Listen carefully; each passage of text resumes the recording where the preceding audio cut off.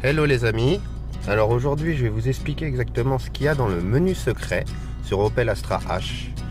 Dans une précédente vidéo je vous avais montré la manipulation pour atteindre ce menu exactement. Là c'est le premier menu, c'est le test mode hater. Alors ça exactement c'est le, on va faire par section.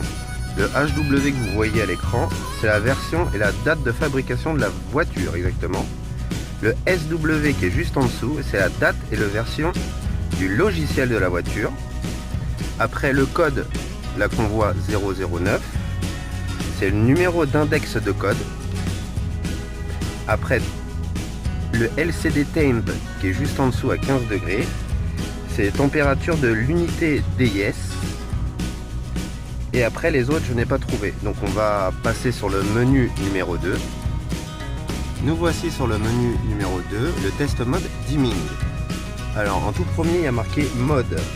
C'est le pulse white modulation. Désolé, je suis nul en anglais donc il faudra aller chercher sur internet.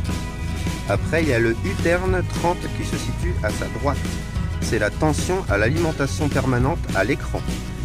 Après il y a le input qui est là à 100%. Le input c'est les consignes de variation de CIM.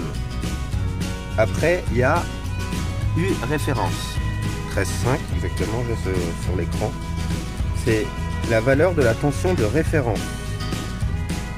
Exactement. Après, le chart qui est juste là, c'est la valeur de graduation pour l'affichage.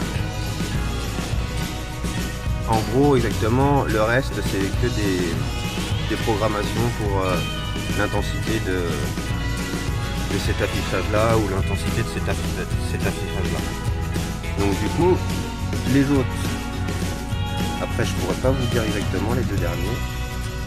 Donc on va passer sur le menu numéro 3. Nous voici sur le menu numéro 3, le test mode clock. Alors ce menu il sert exactement pour le GPS. Moi personnellement j'en ai pas, donc du coup il est non applicable. Et en gros c'est pour des corrections du temps par le signal GPS, correction du temps par le signal RDS, et ainsi de suite, décalage local fuseau horaire de GMT. En gros, tout celui-là, le test mode clock, c'est exactement pour le GPS. Donc j'en ai pas, je passe, et on passe sur le prochain menu. Le test mode OATEM. Alors, le tout premier qui est tout en haut, en gros c'est la vitesse du véhicule en mètres secondes. Bon là je suis à l'arrêt donc on voit pas forcément. Le deuxième, le speed, c'est la vitesse du véhicule au kilomètre par heure. Donc ça vous suivez. Donc après il y a liquide de refroidissement, c'est le coulant qui est juste là. Moi il est à 45 degrés. Donc c'est le liquide de refroidissement, température du liquide de refroidissement. Après le sensor qui est juste en dessous, c'est un capteur. C'est le capteur 1.5C, température non corrigée du capteur de température extérieure. J'espère que vous comprendrez. Il faudra relire la vidéo plusieurs fois, je pense. Désolé. Après, juste en dessous, il y a le display. En gros, c'est la valeur de température corrigée pour l'affichage à l'écran. Parce que c'est pas les mêmes, que ce soit à l'extérieur ou à l'intérieur. Ce qu'ils disent, donc voilà. D'ailleurs, il est là, la température que j'ai à l'intérieur. Donc voilà. Et après les ice qui sont juste là. Moi j'en ai un, c'est pour l'avertisseur. Celui-là c'est pour l'avertisseur, comme quoi qu'il y a du gel. Dès que c'est à 3 degrés, ça me l'avertit sur ce petit écran CID. Et après les deux autres ils sont pas activés. Je pense qu'on peut l'activer avec l'OPCOM, mais ça après ça sera une autre vidéo. Donc on passe à l'autre menu. Alors, le test mode BC. Alors, en gros, c'est les données concernant les calculs de consommation de carburant. Le tout premier ING RC, c'est injecteur, bien sûr. Et ça, en gros, c'est la consommation réelle de carburant en millimètres par seconde.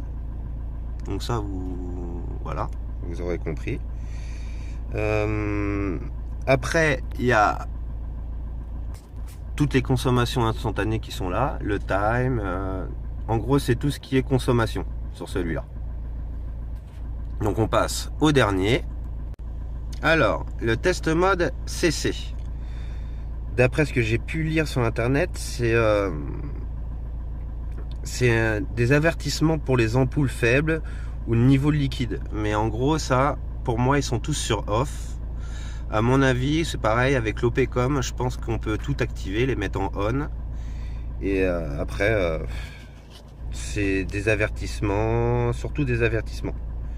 Donc, moi, je les ai en off, donc je pourrais pas vous dire un petit peu plus.